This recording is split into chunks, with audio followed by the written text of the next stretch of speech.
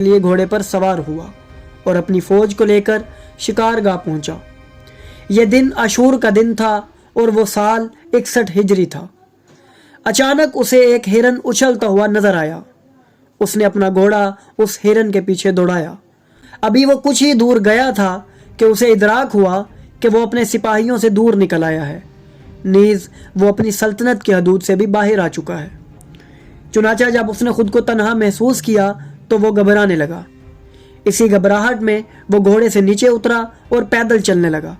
नाजरीन, उसकी तकदीर उसे यहाँ ले आई कि नागा उसका घोड़ा भी भाग गया और वो बिल्कुल तन्हा हो गया।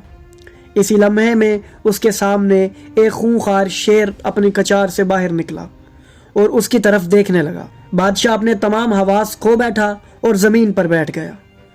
जैसे ही उसने देखा कि शेर उसके करीब आ रहा है और उसे बचाने वाला कोई भी नहीं,